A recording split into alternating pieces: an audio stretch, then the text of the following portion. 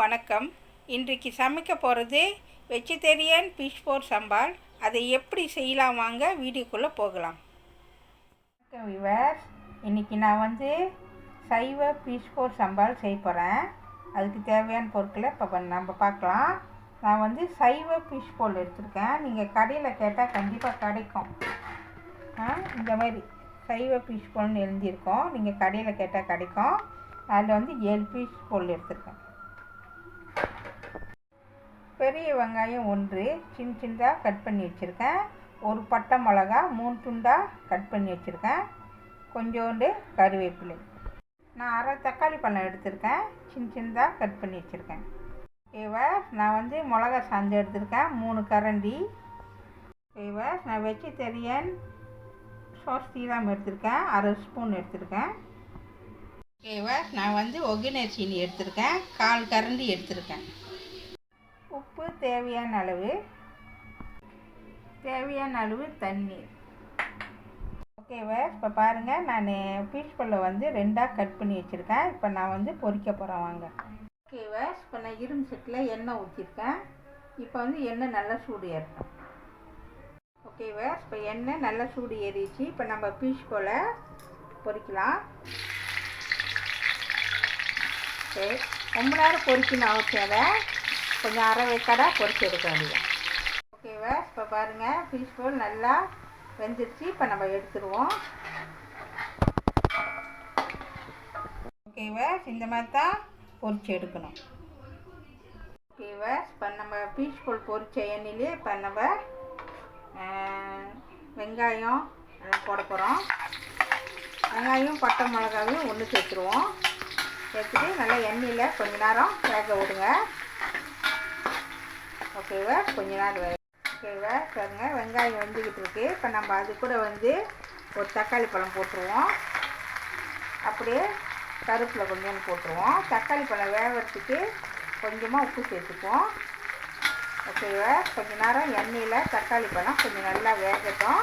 அது வரைக்கும் வேகட்டும்.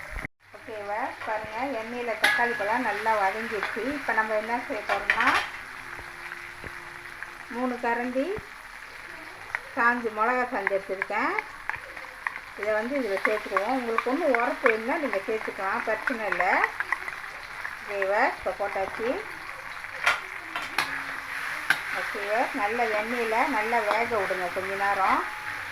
ஏன்னா மிளகா சாந்து நல்ல எண்ணெயில் நல்லா வேகணும். அப்போ தான் ருசியாக இருக்கும். கொஞ்ச நேரம் வேகட்டும்.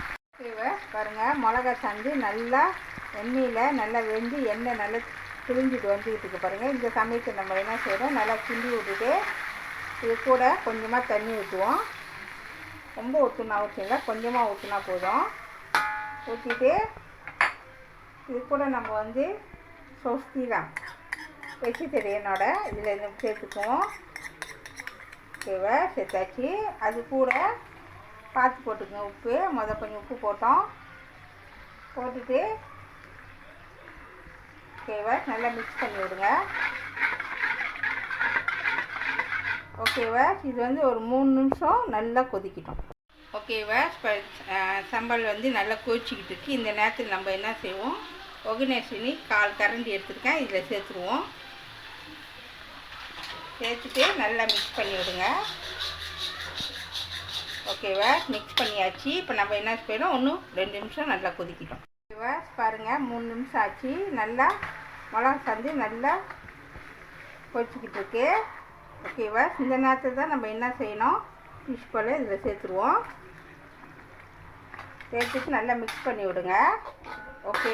இந்த ஃபிஷ் போல் சம்பளோடு நல்லா மிக்ஸ் ஆகணுன்னா ஒரு நிமிஷம் நல்லா வேக விடுங்க.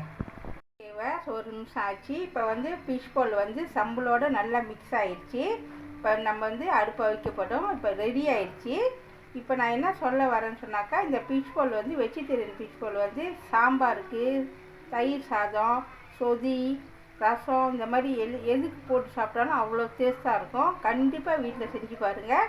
உங்களுக்கு பிடிச்சிச்சின்னா மறக்காமல் எனக்கு காமெண்ட் பண்ணுங்கள், லைக் பண்ணுங்கள், ஷேர் பண்ணுங்கள். நன்றி. சுவையான வெஜிடேரியன் ஃபிஷ் போர் சம்பால் ரெடி ஆயிடுச்சு. இதை கண்டிப்பாக வீட்டில் செஞ்சு பாருங்கள்.